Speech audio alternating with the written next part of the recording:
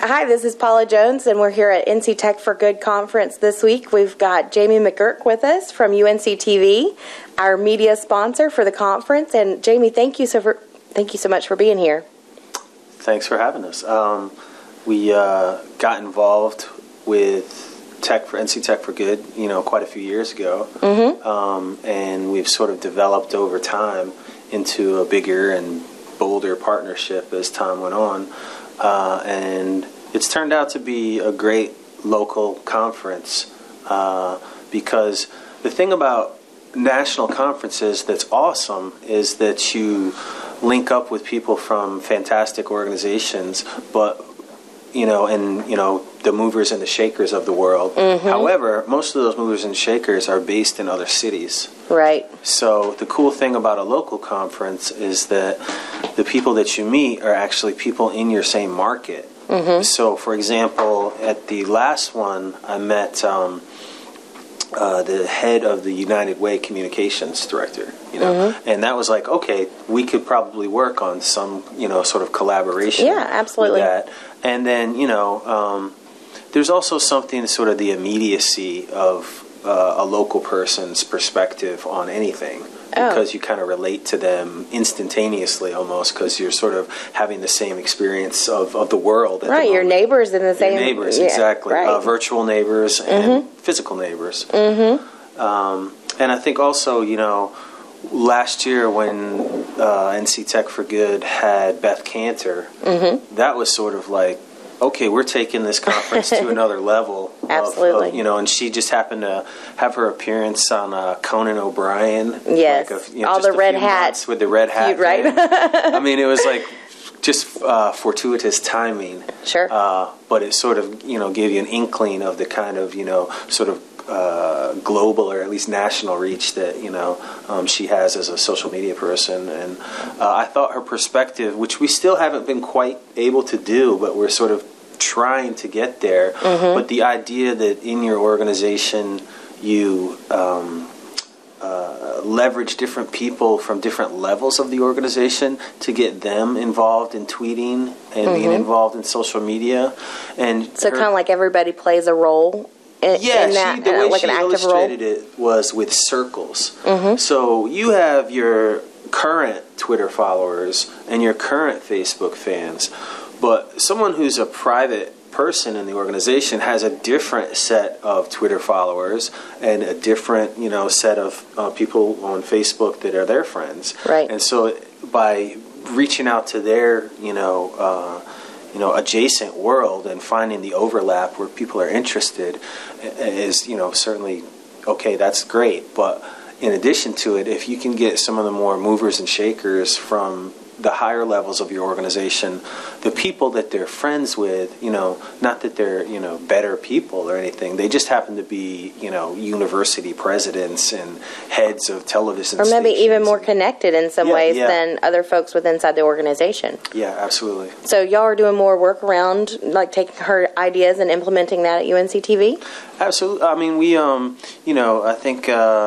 one thing that I know I'm taking away from this particular edition or this year's conference is really, I'll say two things. One is doing a better job at looking at the data that we already have. It's sort of a reminder that, Google Analytics is so sort of overwhelming with the amount of data that's in there.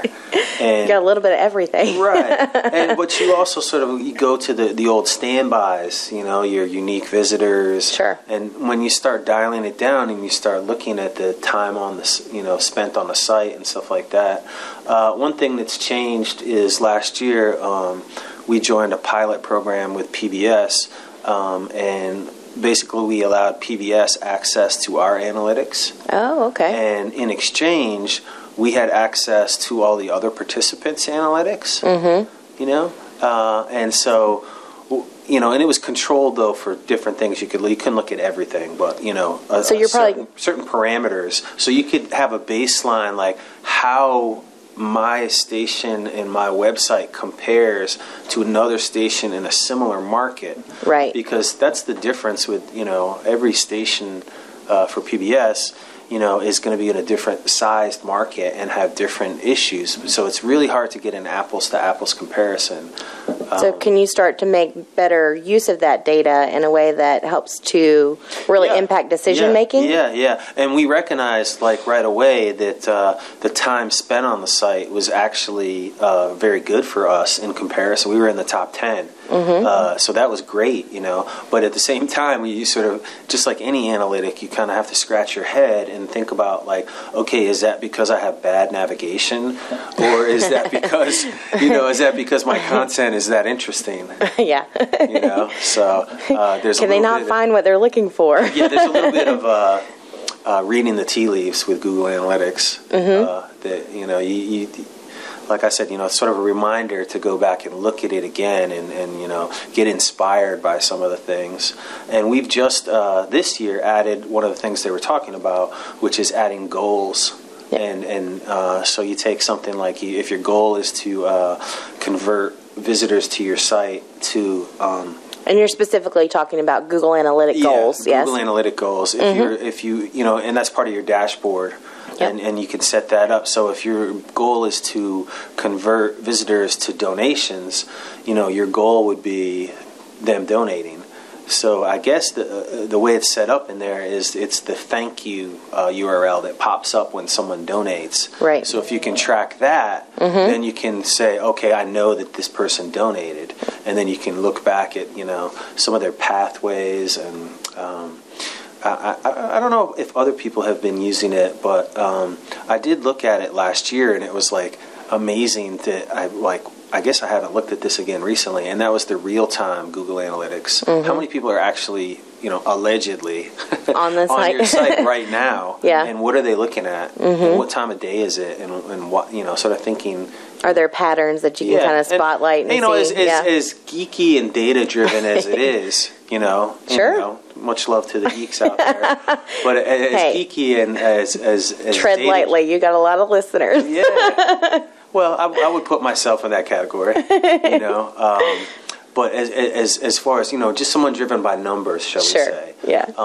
There's certainly a lot of theory and a lot of subjective opinion related to the interpretation of those numbers.